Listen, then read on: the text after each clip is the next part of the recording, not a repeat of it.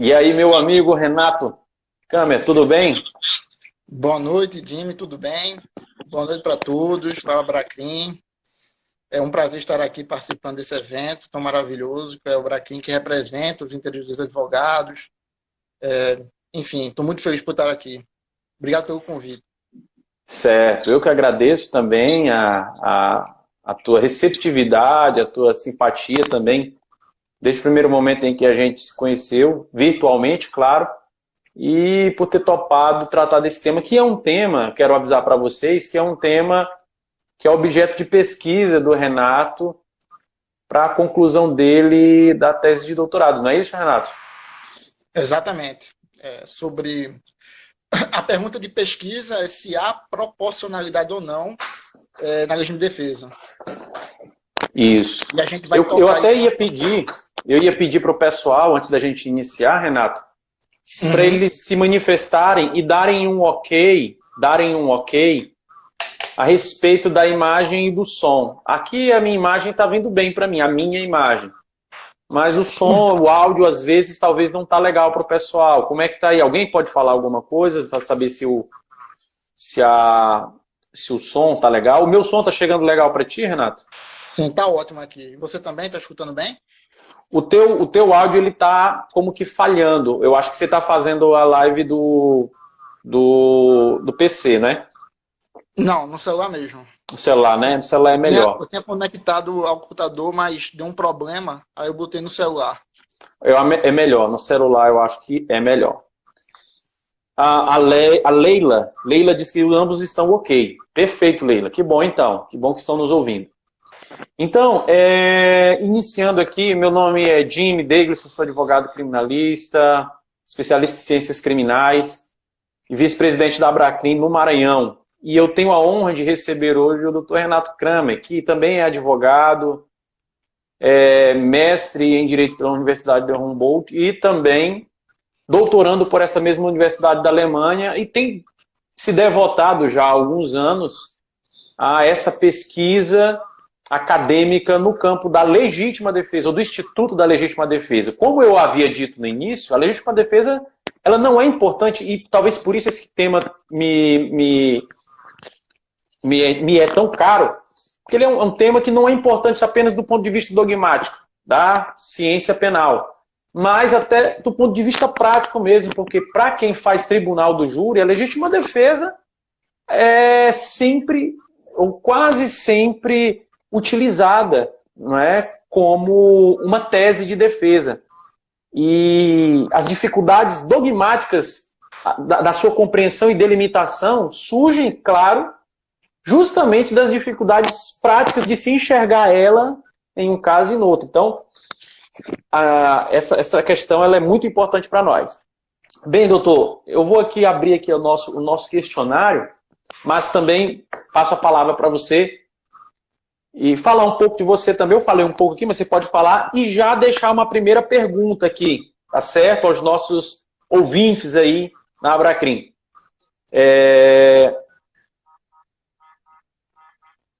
Só um minuto. Qual é o fundamento e a natureza do direito de legítima defesa? Então, você se apresenta rapidinho e já trata desse tema, sobre qual é o fundamento e a natureza do direito à legítima defesa. Certo. Vou responder a sua pergunta. Antes de responder, acabo de ver aqui que um grande amigo meu, Igor Damus, grande advogado do Rio de Janeiro, passou uma temporada lá na Alemanha. Um ano nós convivemos juntos. Um abraço, Igor.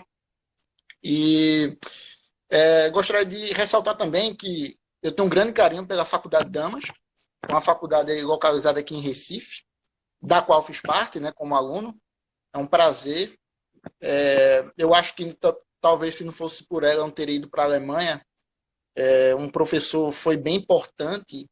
Aliás, não só um professor como vários, mas um especialmente que me fez me fez conhecer bem o direito penal alemão através do famigerado livro do professor Luiz Greco, desculpe, sobre o panorama da teoria da imputação objetiva, né? É um livro fininho, muito importante, uma base para a teoria da imputação objetiva.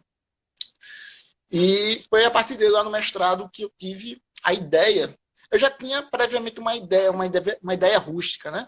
Mas, enfim. Então, a Faculdade Damos, um grande abraço para todos. E sobre a sua pergunta, o fundamento e a natureza jurídica da legítima defesa. Sim. Né? Bom, a natureza jurídica da legítima defesa é uma causa geral de justificação. É uma norma permissiva, né? Está prevista no artigo 25 do Código Penal brasileiro. E, então, a pessoa, o agente, comete um fato típico, ou seja, a ação dele tem previsão na lei penal, mas esse fato ele não é ilícito, né? Não é antijurídico. Né? Sim. Essa é a primeira coisa. É uma visão geral, em regra todo mundo sabe o que é isso. Sim.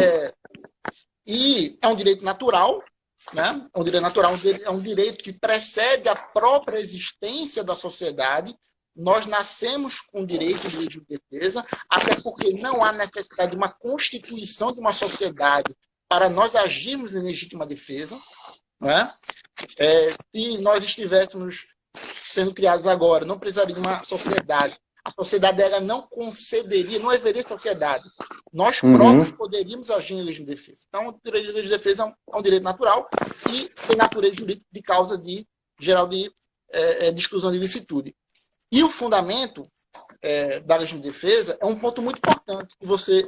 A pergunta que você tocou, muito importante. Talvez, quiçá, uma das mais importantes perguntas sobre o Instituto da Legítima Defesa. Por quê? Porque eu constatei, faz muito tempo que eu não manuseio os livros do direito penal brasileiro, mas os que eu tenho aqui são livros 2014, 2015, talvez 2016, foi antes de eu ir para a Alemanha, e pelo fato de eu fazer essa live com você, eu decidi dar uma folheada, sobretudo nos códigos comentários, né? Na jurisprudência, e eu pude constatar que eu posso também não ter pego muitos livros e aí não ter tido uma visão completa, mas o que eu tive acesso, eu pude constatar que eles não tratam dos fundamentos da legítima defesa no Brasil. Sim. E se os trata, e se alguém trata, é de forma muito concisa, de forma muito resumida. E não trata um capítulo especificamente de fundamentos. Os fundamentos são imprescindíveis, porque isso vai fundamentar muita coisa no final. Então, a lei de defesa tem como fundamento. Eu vou falar aqui da Alemanha, né, porque a Alemanha trata de forma bem acurada, de forma bem aprofundada os fundamentos. Não dá para falar do Brasil, porque o Brasil pouco trata. Então, o fundamento ela tem dois pilares. A lei de defesa ela tem dois pilares. Dois pilares em seus fundamentos, segundo a doutrina majoritária na Alemanha. Eu tenho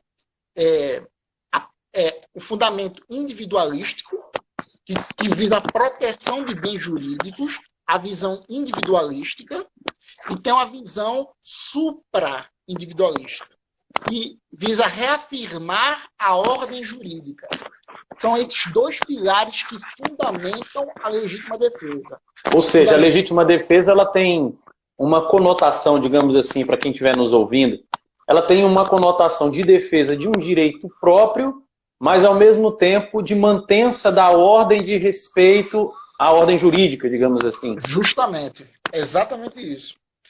Então, por um lado, temos o fundamento individualístico, que é a proteção de bens jurídicos. Por outro lado, temos a visão supra-individualística, que é a proteção, que é a reafirmação da ordem jurídica. Essa é uma visão dualística, porque nós temos esses dois pilares, né? Então, a visão dualística. Por outro lado, nós temos também a visão monística. Né? A visão monística da legítima defesa era dividida tanto em puramente individualística e puramente supra-individualística. Por que puramente individualística? Porque ela visa tão somente a proteção de bens jurídicos. Tão somente. Não a reafirmação da ordem jurídica, tanto é que é puramente individualística. Por outro lado, nós temos a visão puramente supra-individualística, que visa tão somente a reafirmação da ordem jurídica. Então, nós temos, por um lado, uma visão puramente individualística e uma visão puramente supra-individualística, ambos fundamentando individualisticamente. Né? E aí, existe aqui uma fundamentação filosófica de Kant, de Hegel, que eu não vou adentrar, porque isso demandaria muito tempo, a gente não tem tempo, pelo menos para hoje, para falar sobre isso. Eu vou focar aqui nas principais, né, que são essas. Então, assim, dentro destes fundamentos, nós temos algumas críticas, sobretudo em relação à afirmação da ordem jurídica, que é um pilar. Eu critico essa visão. Não acho que ela fundamenta o regime de defesa. Por quê? Porque, veja só, primeiro, o que é ordem jurídica? É uma fórmula vazia. Você não sabe o que é ordem jurídica. Até hoje eu me encontrei em livro alemão tentando explicar, pelo menos eu, o que é ordem jurídica. O que é reafirmação da ordem jurídica. É um tanto quanto vago. E se assemelha muito à visão das finalidades da pena do Jacobs, né? Como? Se assemelha um pouco à visão da finalidade da pena do Jacobs, que é a estabilidade da norma jurídica, não é? que ele prega, se assemelha um pouco a isso. Isso. Então, ela é uma expressão tanto quanto vaga que traz insegurança jurídica, né, para a fundamentação da regime de defesa. Então, no meu sentir, tem esse primeiro, digamos assim, defeito, o primeiro argumento da não aceitação da fundamentação superindividualística, que é a reafirmação da ordem jurídica. Eu tenho outro fundamento que eu reputo importante, qual seja, que é uma incongruência com o requisito dentro do Instituto da Legítima Defesa, é dizer, a atualidade. Por quê? Eu vou exemplificar para entender. Todo mundo sabe que a atualidade é um requisito, né? Você só pode agir em legítima defesa para repelir a agressão atual ou iminente. Sim. Né? Então, o que acontece? Se, por exemplo, alguém subtrai coisa ali móvel pertencente a uma coisa que é pertencente a mim, e no outro dia eu encontro essa pessoa, em tese, analisando-se os requisitos previstos no artigo 25, qual seja, atualidade, eu não poderia agir em legítima defesa, concorda? Concordo. Porque aqui nós não temos atualidade. Não é? A agressão já se findou, Já se findou, a agressão injusta não subsiste mais. Né? Então, a grande problemática dessa fundamentação superindividualista é que ela em tese, autorizaria o agir em defesa, porque reafirmaria a ordem jurídica, mesmo não estando mais em situação de atualidade.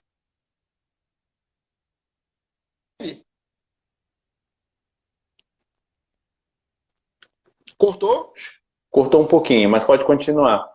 Pode até concluir o que você entende, então, por ser um fundamento correto, um fundamento correto e a natureza correta da legítima defesa. Mas conseguiu pegar essa parte da atualidade, porque Sim. Mesmo não havendo atualidade, se você for adotar uma concepção superindividualística, você ainda assim poderia agir no regime de defesa, porque você poderia ainda assim reafirmar a ordem jurídica, mesmo não estando a atualidade presente. Perfeito. Então, é uma crítica. Outro exemplo, se eu tenho um contrato de locação, e eu tenho um apartamento que eu alugo para uma pessoa, e o contrato previsto lá já se findou. Eu quero o apartamento de volta, a pessoa não quer, porque a pessoa quer ficar lá. Então, segundo a reafirmação da ordem jurídica, que é essa concepção superindividualística, eu poderia agir em legítima defesa. Mas veja que aqui eu não posso, porque eu tenho que perpassar os trâmites cíveis para conseguir reaver o meu imóvel. Então, para a fundamentação da reafirmação da ordem jurídica, eu poderia agir em legítima defesa. Mas, nesse caso também, eu não poderia. Né? Então, essa é outra crítica. E a posição majoritária, como eu disse inicialmente, é dualística. Tanto a proteção de bens jurídicos, quanto a reafirmação da ordem jurídica. Individualisticamente e superindividualisticamente. Pois bem. Certo. E há uma Sim, pode terminar. E há uma crítica também à posição da posição superindividualista quem faz da posição individualista. Por quê? Porque a posição superindividualista vai dizer, olha, tudo bem, a lei de defesa tem como a rácio, a proteção do bem jurídico visa proteger bem jurídico. A individualista visa proteger bem jurídico. Só que, veja, para poder resguardar o meu bem jurídico, eu não tenho que necessariamente atacar, eu posso fugir. Então, a fundamentação superindividualista vai dizer o seguinte, olha, você não pode fugir. A reafirmação da ordem de você não pode fugir. Por que não pode fugir? Porque o direito não deve ceder ante o injusto. Então, você teria que atacar, defender-se de forma ativa e não fugir. Então, a superindividualista vai criticar isso também. E aí é onde entra esse direito de defesa rigoroso, ser forte. Né? E, enfim, então, vamos passar para outra pergunta. Tem mais algumas perguntas para não passar do tempo? Sim. A pergunta que eu te faço agora, passadas essas explicações iniciais quanto à natureza do Instituto, que diverge com relação a alguns autores, a pergunta que eu te faço agora é quais são as características do direito à legítima defesa na Alemanha e o que o diferenciaria do Brasil? E uma pergunta correlata é se a proporcionalidade é um requisito para o exercício da legítima defesa. Ou seja, resumidamente, a gente sabe que alguns pontos já se tocam, né, do direito à legítima defesa lá e aqui. Mas o que o diferenciaria? Já que nós estamos falando aqui para um grupo de advogados, né? Então ele já sabe o que é a legítima defesa. Então, você já pode abordar o que seria diferente na Alemanha do direito penal alemão e o que diferencia para o direito penal brasileiro. Certo. A primeira coisa é que na Alemanha há um requisito chamado imperatividade. Imperatividade. Que seria Gebotenheit em alemão. E esse requisito, ele limita, digamos assim, a ausência de proporcionalidade, que eu vou falar mais na frente. Ele limita a não exigência de proporcionalidade da legítima defesa. Esse requisito de imperatividade, ele não tem previsão normativa, não tem previsão legal, né, no Código Penal brasileiro, mas tem previsão no Código Penal alemão. Você só pode agir em defesa quando a lei assim disser. Ele impõe de certa forma. Então, só para ficar claro, assim, mais claro, o que seria essa imperatividade que é um requisito no direito alemão, penal do alemão, e não tem no direito penal brasileiro? Só para ficar claro. Tá. Você tem que perpassar, você limita a forma de agir de legítima defesa. Você só pode agir em legítima defesa quando você perpassa algumas condições. Por exemplo, quando uma criança ela tenta te agredir sem faca, ela tenta te agredir com soco, uma criança de 10 anos de idade, vamos supor. E você não precisa agredir essa criança para você repelir essa injusta agressão. Você pode simplesmente se esquivar. E isso, em regra, o direito de defesa não é que não admite. Você não é obrigado a fugir. Mas, nesse caso, especificamente, você é obrigado a fugir. Até mesmo você, em certos pontos, até defender-se de forma passiva. E, se for o caso, você pode até agredir crianças que até com uma faca e tal. Então, o direito de defesa é só imposto, ele é concedido a você, imposto a você, se você cumprir determinadas condições. Então, a gente fala que ele é imposto, ele é concedido dessa forma. Ou então, por exemplo, em erro. Quando alguém está em erro, alguém subtrai um celular seu. Você sabe, a pessoa pensa que o celular dela, ela tem um celular igual ao seu.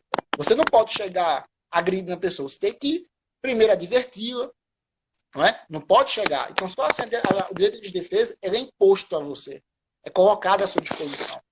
Eu acredito até que a imperatividade, pela sua explicação, ela seria um requisito limitador daquilo que tem contido no nosso Código Penal, que são os meios necessários.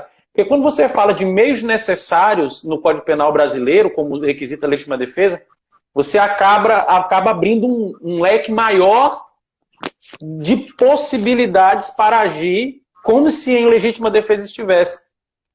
E a imperatividade, pelo que você acaba de nos explicar, ela dá contornos melhores ao que seria meio necessário. Por exemplo, nesse caso aí, será se seria necessário, eu sabendo que ela tem um celular igual ao meu, já poderia querer agir em legítima defesa?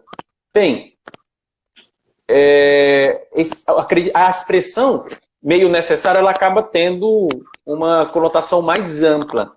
A imperatividade, ela já vai dizer o seguinte: não, você tem que perpassar algumas condições e formas de se proteger o bem jurídico até exercer digamos assim, a força, né, ou a violência para a proteção do bem. No Brasil, fala de meios necessários e moderados, eu acredito. No Brasil, isso, moderados e necessários. Isso. Veja bem, na Alemanha é bem interessante porque a gente analisa de forma bem sistemática. É muito interessante na Alemanha porque a gente vai analisando a tipicidade, tipo objetivo, ação, resultado, nexo causal, criação de um risco, realização do risco, resultado, tipo subjetivo, dolo e culpa e por aí vai. Na causa de exclusão da licitude é a mesma coisa. A gente tem situação de regime de defesa, que tem alguns requisitos, e tem a ação de regime de defesa, que tem outros requisitos. E, por fim, nós temos a imperatividade. É estruturada assim na Alemanha. Então, a imperatividade, ela não pertence à necessidade, que seriam os meios necessários no Brasil. Nós temos a análise da necessidade. A necessidade na Alemanha, ela engloba dois aspectos. Ela engloba o meio mínimo e o meio efetivo. O meio necessário, o mínimo efetivo. Você, por exemplo, você tem como repelir uma injusta agressão. Você tem dois objetos. Você tem uma faca e você tem uma metralhadora. Um revólver. Você pode... é meio necessário, tanto um quanto o outro. Você pode usar as duas coisas. Mas você tem que usar o meio mínimo. O meio mínimo é a faca. Só que a faca tem que ser o meio efetivo também. Porque se não for efetivo, você vai acabar perecendo. Sim. Então, é assim que é dividido na Alemanha. E a imperatividade é analisada a uma fase abaixo. Não está dentro da necessidade. Muitos autores alemães falam que a necessidade é uma situação fática e a imperatividade é uma situação normativa. Que entra as limitações ético-sociais, como eu disse. Então, o primeiro requisito seria essa imperatividade. E teria algum outro que diferenciaria o Instituto da Alemanha no Brasil? Que diferencia? Veja, temos pontos colaterais, não necessariamente são ligados à linha de defesa, mas eu os nomeio como pontos colaterais, como o excesso. Nós temos o excesso culposo doloso, como na Alemanha também existe, só que o excesso que eu estou falando é o excesso relacionado ao efeitos astênicos. E são aqueles excessos ligados à fraqueza. São efeitos psicológicos ligados à fraqueza. Quando alguém, movido por susto, perturbação ou medo, acaba excedendo-se na repulsa daquela agressão injusta. Então, isso tem previsão legal, tem dentro do alemão, né? E no Brasil não tem. Tem tosse. Então o excesso astêmico tem previsão legal na Alemanha. Tem previsão legal na Alemanha. E diferentemente do estênico, né? Estênico não tem. O estênico, eu ouvi errado. Eu ia até te sugerir, Renato, eu acho que teu áudio capta melhor se tu tivesse utilizando o fone. Eu não sei porquê, mas algumas lives que eu já fiz, o áudio ficou melhor, a captação do áudio ficou melhor na utilização do fone. Mas, tudo bem. Eu queria só que você diferenciasse agora, aproveitando que você está mexendo aí, para quem está nos ouvindo, que lá na Alemanha, só para deixar bem claro, existe acho que você falou do excesso astênico, né? E E o outro? O estênico com E. O estênico. E o estênico. Esses dois excessos estão previstos na legislação alemã? Apenas o primeiro, o astênico. Apenas o primeiro. Isso. Mas... O estênico é ligado à força no sentido de raiva, de ira, de vingança. Esses efeitos, eles não são considerados, não são recepcionados pela legislação alemã, porque isso seria vingança. Por exemplo, a filha é estuprada, e aí não tem mais atualidade na agressão, e a pessoa acaba se excedendo e por raiva, porque quer matar o estuprador da filha, mas não por medo, por vingança, nem por não por medo, não por perturbação perturbação, medo ou susto. Não é essa circunstância. Esse vingança. É o acesso estênico, né? É o estênico com E, exato. E o astênico é aquele... Isso, o estênico com E. Então para deixar claro aqui para quem está nos ouvindo aí, a legislação alemã tem essa diferenciação do acesso astênico e o estênico. O astênico seria aquele excesso que é produzido pelo susto, pela perturbação mental no momento em que você tem o seu bem agredido, o bem jurídico agredido. E o estênico seria já o excesso produzido pela raiva, pela vingança, pelo ódio, após, claro, essa injusta agressão. Isso é muito importante, é bom fazer aqui esse link, Renato. Essa previsão na Alemanha, ela é muito interessante. Aqui no Brasil, talvez a única passagem na lei que lembrasse essa situação seria, por exemplo, nos casos do homicídio, o homicídio privilegiado, né? Quando é provocado, a prós injusta. Vou até ler aqui para... Como é que tá? Mas a injusta agressão seria, no caso, um bem jurídico, né? Isso, no caso aqui, é porque o homicídio privilegiado aqui, ele contempla essa possibilidade em que, diante de uma violenta emoção, logo em seguida alguma injusta provocação da vítima, a pessoa cometa, por exemplo, o homicídio. É como se fosse uma espécie de excesso, como se fosse, né? Não vou dizer que é a mesma coisa, mas é como se fosse o excesso astênico, em que a pessoa mata a outra após uma injusta provocação e sob o domínio de violenta emoção. Essa violenta emoção está presente no homicídio privilegiado, como também está presente nos excessos da legítima defesa que você falou. A diferença é que lá na Alemanha está previsto na legislação. Aqui nós só temos essa questão do domínio da violenta emoção, ou da pessoa sobre uma violenta emoção, respondendo a uma injusta provocação, apenas aqui no caso do homicídio que previsto aqui no artigo 121. Não é a mesma coisa, eu quero deixar claro que não é a mesma coisa, mas é porque é interessante como a abordagem da legislação alemã faz com relação a um tópico que diz respeito à culpabilidade. Porque essa questão desse acesso de raiva ou de ódio na resposta da legítima defesa, no exercício da legítima defesa, ou do susto que você toma, a perturbação mental, a razão do susto, diz respeito, claro, como eu falei aqui, à questão da culpabilidade. E no Brasil não existe. E nós sabemos que não é a exceção. O exercício da legítima defesa, dificilmente ele está desacompanhado, volto a dizer, pelos casos até em que eu atuei, dificilmente ele está desacompanhado de um excesso astênico ou estênico, ou seja, de um excesso provocado, seja pela perturbação mental ou susto, ou pelo ódio. Em vários casos, em muitos casos mesmo, esses excessos ocorrem. E é interessante ver isso previsto na legislação, ao passo que aqui não existe. Na Alemanha, a previsão legal é só dos efeitos astênicos, né? Sim, você falou, bem lembrado. E o estênico, ele tem um tratamento na doutrina, né? E na jurisprudência alemã, supostamente na jurisprudência também. E na doutrina eu já li várias passagens sobre os efeitos estênicos que não estão previstos na legislação alemã, penal alemã.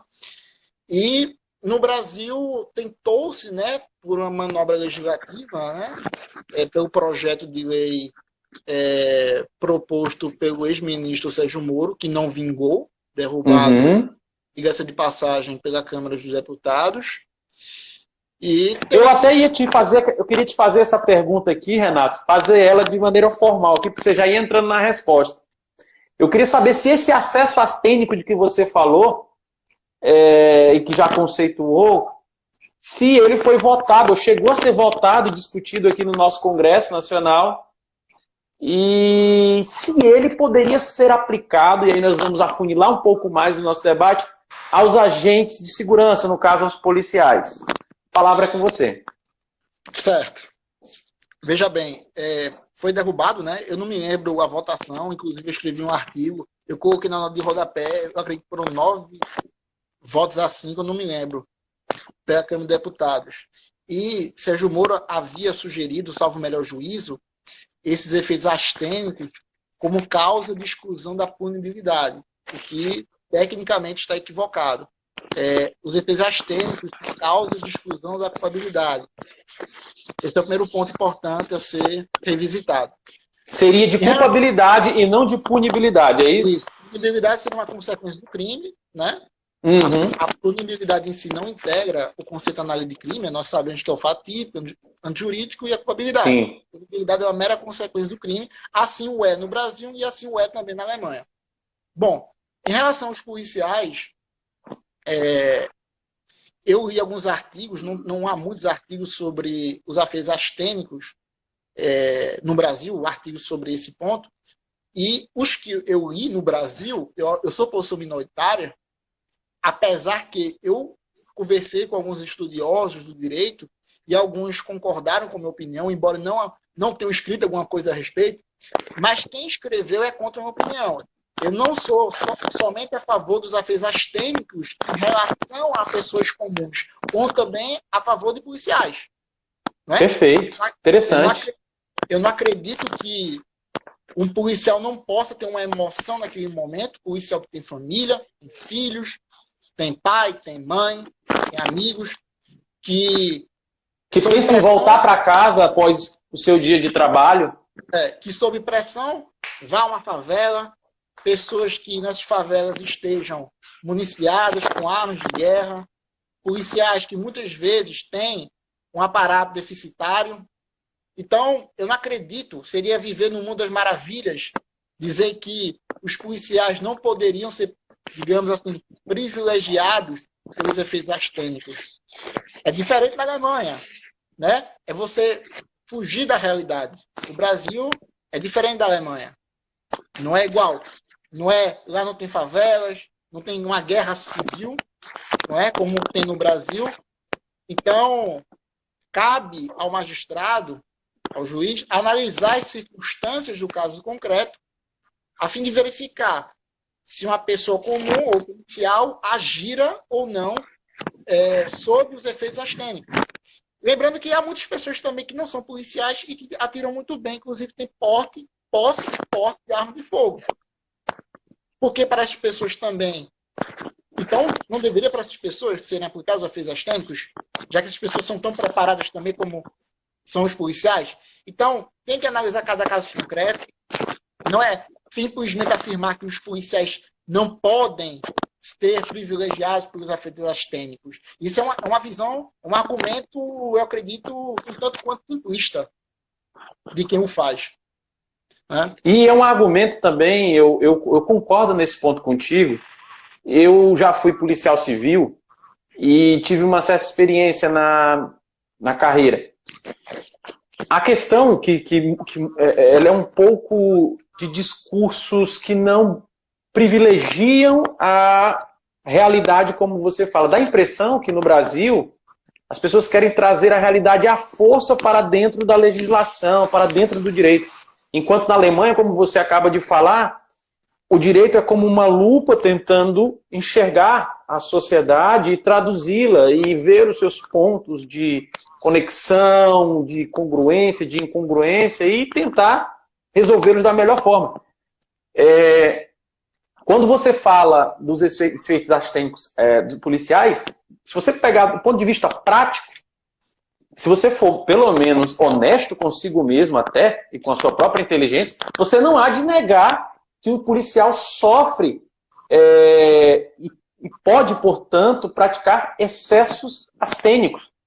Não tem como você dizer que ele não possa praticar. Como não? Ele é dotado de algum poder sobrenatural, ele é um robô programado para dar tantos tiros. Assim. Não estamos com isso, evidentemente, aplaudindo ou fomentando o excesso. Quer dizer que você defende o excesso? Não é isso. Não é isso de maneira alguma. Mas é tentar compreender justamente aquela pessoa que é alvo, e será alvo da aplicação da lei penal. Né? Ela será alvo da aplicação da lei penal, certamente. Porque se ela alveja uma pessoa, o fato ali já é típico e antijurídico.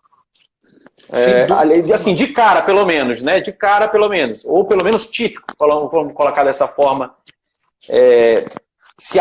E assim, essa previsão ela acabaria por trazer realmente um pouco de... Ou pelo menos essa visão, ela traria um pouco a realidade para perto do direito. Você com a palavra, perdoe aí a introdução. As colocações foram maravilhosas. E eu acho que corroboro. É isso mesmo. Tá certo. Mas eu não me recordo mais nada. Teve alguma pergunta a mais? Ou já tenho mais uma pergunta, acho que nós passamos por ela, talvez, mas só para você pincelar, nós passamos por ela. É sobre se a proporcionalidade é um requisito para o exercício da legítima defesa. Não sei se você tocou nesse assunto. Eu toquei rapidamente, né? Mas não fundamentei. E não respondi. Eu não me lembro, mas enfim.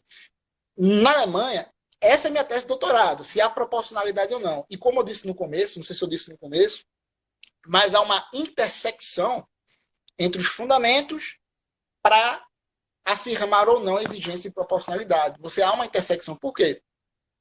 Porque no fundamento, na proporcionalidade, você vai ver ali, você pode agir de defesa para proteger a vida, você pode agir em defesa para proteger o patrimônio, um celular, um automóvel. Você pode agir em legítima defesa para proteger a propriedade. Ou seja, uma pergunta aqui até mais simples. Existe legítima defesa entre bens de valores... Proporcionalidade em bens jurídicos. Se existe proporcionalidade entre bens jurídicos, se existe ponderação entre bens jurídicos... No exercício da legítima defesa. Essa é a problemática. A exigência de proporcionalidade na legítima defesa... Veja, no Brasil, eu pesquisei para sua live, especificamente para sua live, nos livros brasileiros. Eu encontrei alguns poucos a não exigência. Sobretudo nos livros clássicos, como, por exemplo, Aníbal Bruno, Olha só. Nelson Hungria. Nelson Hungria, inclusive, foi um autor mais severo em relação à atuação de defesa. Ele, em nenhuma hipótese, admitia proporcionalidade, sem exceção. Independentemente se o bem é ínfimo ou não. Aníbal Bruno, por outro lado, ele tinha uma visão mais humana, entre aspas, humana. Para ele, não exigia a legítima defesa a proporcionalidade. No entanto, há de haver situações em que, por considerações sociais, por exigências de humanidade, não poderia o defendente matar uma pessoa para defender um patrimônio cujo valor fosse ínfimo. Então, essa era a fundamentação que Aníbal Bruno dava. E Nelson Hungria era mais, digamos assim, radical. E os livros atuais tratam de forma muito sucinta, não trazem isso.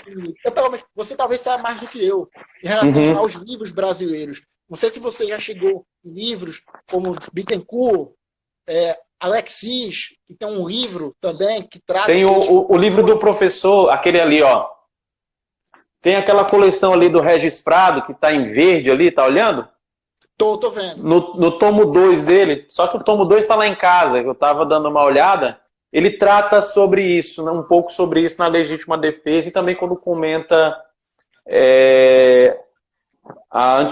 quando ele comenta a antijuridicidade, mas tratando especificamente da legítima defesa, ele toca em alguns pontos sobre isso. É só interessante notar que o Aníbal Bruno foi um dos autores brasileiros que assim, incorporaram, salvo melhor juízo, o estudo do direito alemão aqui, trazendo para o nosso país, né? Você falou dessa visão um pouco mais temperada que o Nelson Hungria tinha, e o Aníbal Bruno é um autor que começou a introduzir, ou que introduziu primeiramente com maior afinco, a doutrina alemã no nosso país. É verdade. Com a palavra. Jimmy, e eu vou dizer uma coisa para você. Aníbal Bruno foi o maior penalista do Brasil do século XX. Isso eu não tenho nenhuma dúvida. É mesmo? Eu ouço, eu até digo que ele foi melhor do que Nelson Hungria, tecnicamente. Ele era muito fino e ele conseguia condensar as literaturas, tanto da Alemanha, da Itália, dos Estados Unidos, Sim. da Inglaterra, da França, da Suíça. Sim. Então, ele era muito analítico da forma como ele tratava os pontos em seu livro. Eu tenho quase todos os livros dele aqui. Para mim, foi o melhor penalista. Eu acho que, pelo fato de Nelson Hungria ter sido ministro do STF, ele teve talvez um pouco mais de destaque. Mas em relação à técnica, em relação ao conteúdo, o Aníbal Bruno foi superior ao Nelson Hungria. Interessante. Eu não tive acesso às obras do Aníbal, porque já são mais antigas, e quando eu fui estudar, a gente só se encontra hoje no sebo, tal, com algum colega, né? Elas não foram editadas. Mas eu já li a história do Aníbal, só para fazendo essa nota de rodapé aqui na nossa live, é muito importante para quem está acompanhando. Exatamente. O Aníbal, para mim, comparando com o Nelson, foi o maior, digamos, intelectual. Isso por quê? Porque o Aníbal foi pioneiro naquilo que ele se propôs a trazer, que foi essa leitura da doutrina alemã. Mas também o Aníbal, veja só, era uma sumidade no direito, como também o foi para a sua época na medicina. E era professor de português, de língua portuguesa. Ele era professor de língua portuguesa, mas foi professor também, se formou em medicina e foi professor também em medicina. Chegou a dar aula na medicina, se não me engano, na Federal aí de Pernambuco. Mas, enfim, você construiu uma carreira na medicina e ser, inclusive, professor de faculdade, e depois construir uma carreira no direito como ele, realmente você tem que ser um grande intelectual. É uma pessoa fora do comum. Ele foi professor da Faculdade de Direito do Recife, hoje conhecido como Universidade Federal de Pernambuco. Eu acho que com uns 35 anos ele tornou-se médico e já jovem dava aula de português, aulas particulares, também foi professor de colégio, eu acho, não sei se foi de faculdade também. Enfim, um cara que eu recomendo para todos os advogados, estudantes de direito, magistrados, membros do Ministério Público, comprar as obras do Aníbal Bruno. Evidentemente que há coisas que foram superadas. O Aníbal Bruno era um causalista, como era também Nelson Hungria. Então, tem que ler com temperamento, né? com cuidado o que ele escreve. Perfeito. Tem que ter um conhecimento anterior para poder ler as obras do Aníbal Bruno. Uma pergunta aqui, digamos assim, para tentar... Sim, a proporcionalidade, né? Sim, é verdade. A questão da proporcionalidade. Ela, em rápidas palavras, ela é ou não? Para a gente passar para a próxima pergunta final. Veja, a proporcionalidade ela não é exigida na Alemanha. Agora, tem que fazer uma diferença entre proporcionalidade dos meios e a proporcionalidade em relação dos bens. Dos meios, porque proporcionalidade dos meios.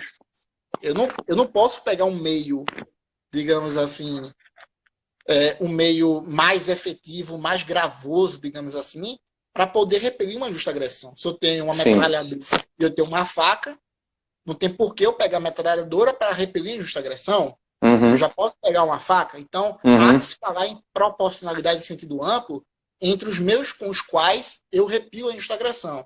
Sim. A primeira diferença. A segunda diferença, proporcionalidade entre bens jurídicos.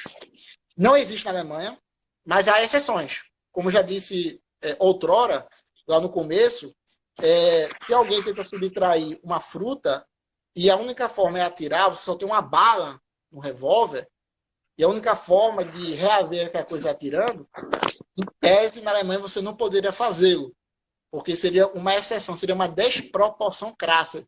Essa é uma limitação ético-social que está presente na imperatividade na legítima defesa. Então, essa seria um grupo de casos no qual haveria uma limitação normativa, uma limitação ético-social dentro da imperatividade. Como eu já falei em relação também a crianças, você não teria que esperar atacar um pouco, se defender. Sim. Enfim, eu não tenho uma fundamentação final, eu tenho que fundamentar. Não basta afirmar se há proporcionalidade ou não. Você tem que fundamentar.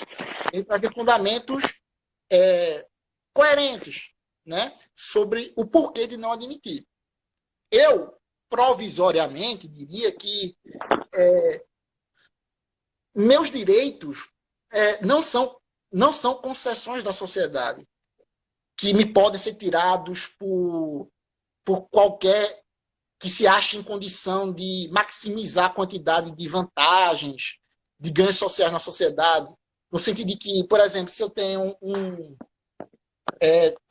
dois relógios, cada qual um valor de, sei lá, de 50 mil reais. Eu tenho dois relógios, dois Rolex.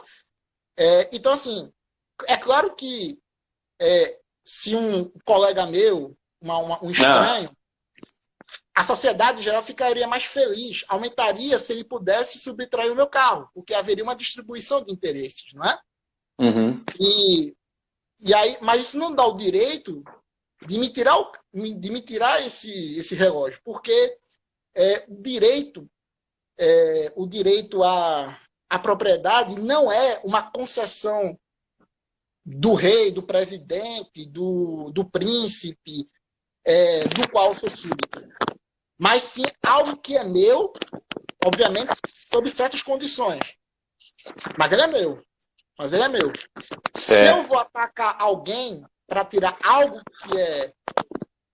se alguém vai atacar, se no caso alguém for atacar para tirar o que é seu, somente porque se alguém decidiu assim, então está nas mãos dele, então aceitar as consequências de que você defende o seu direito, inclusive em situações de até, se for necessário, de matá-lo. Então, ele mesmo se coloca nessa situação. Sim. De modo que ele mesmo estaria tirando a sua vida a partir do momento que ele te agride.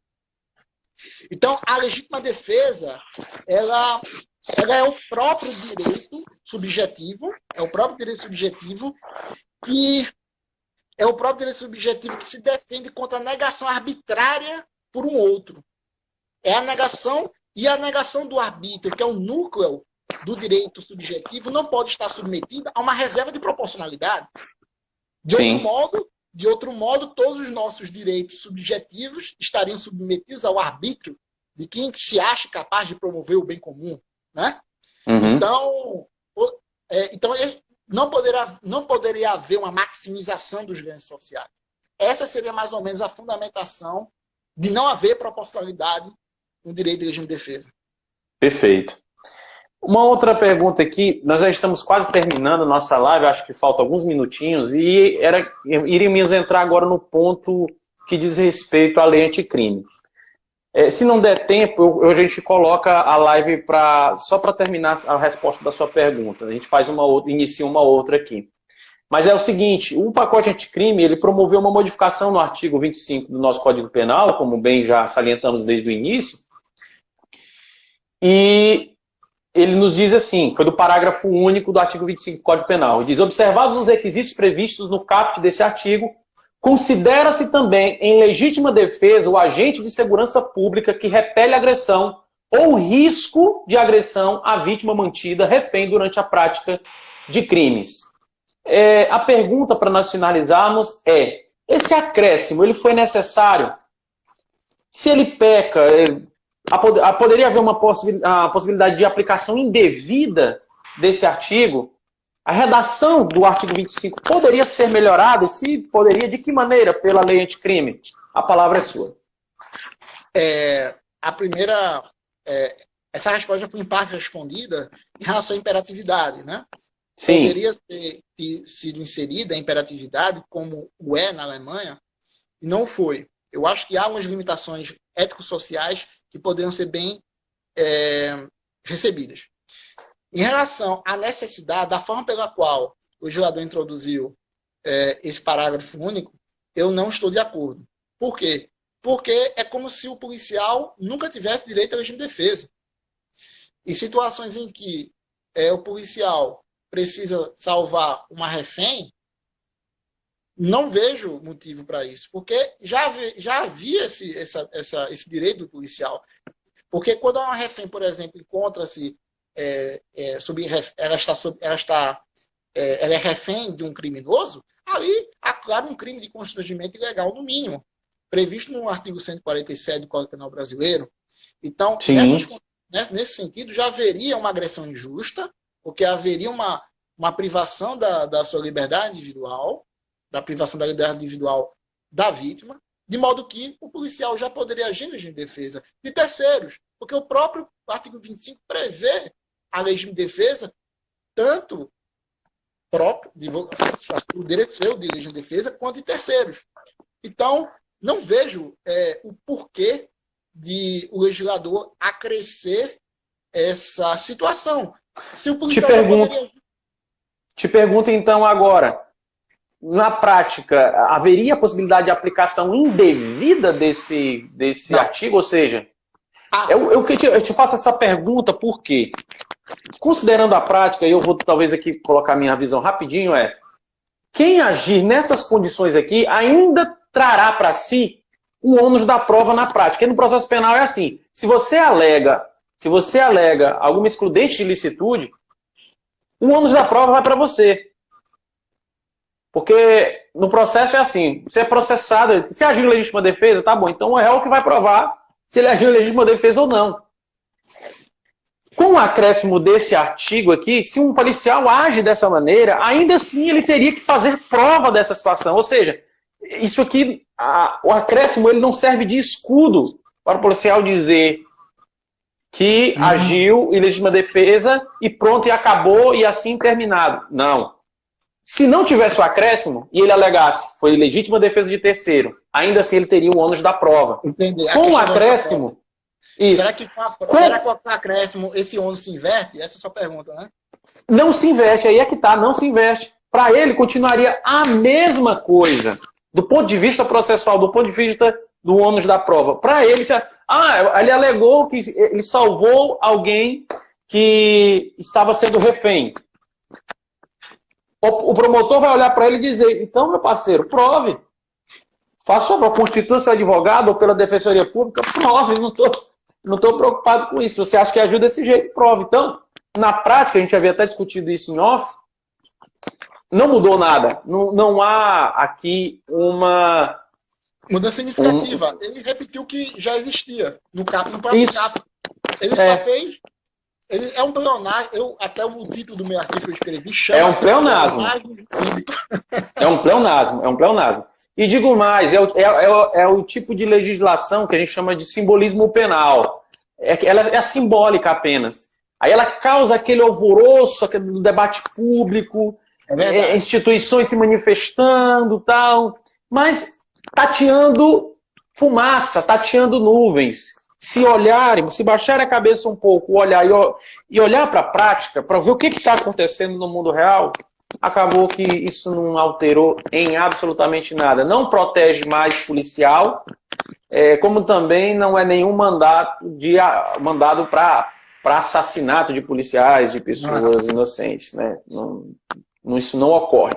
Não ocorre. É o nosso sentir. Nós já estamos chegando ao nosso final e eu quero passar a palavra para você agora para as considerações finais. Bom, primeiramente agradecer a você, Jimmy, como eu já disse no começo da live, muito obrigado pelo convite. Você é uma pessoa muito especial, eu acompanho seus vídeos, você aparentemente é um grande advogado e um grande estudioso, sobretudo um grande estudioso, não é? Sempre citando obras e recomendando. Isso é muito importante para o crescimento da ciência penal. Eu acho que falta um Obrigado. diálogo muito grande entre o judiciário, o Ministério Público e a própria academia. A Alemanha, ela visa muito esse diálogo, o crescimento da ciência. Não há essa vaidade. A Alemanha preza muito pelo crescimento da ciência em si. E aqui eu noto muitas vezes uma vaidade entre, talvez tanto pela academia quanto o judiciário também, pelo Ministério Público, advogados nem tanto, né? Que infelizmente os advogados encontram-se em situação de vulnerabilidade, contra eles o arbítrio para Temos aqui 30 segundos para terminar. E agradecer ao Abracrim, sempre que puderem, estou aqui à disposição. Podem mandar mensagens, podem mandar e-mail, o meu Instagram é Renato Kramer, e agradecer a todos que tiveram a paciência de me escutar. E, enfim, muito obrigado. E é isso. Então tá.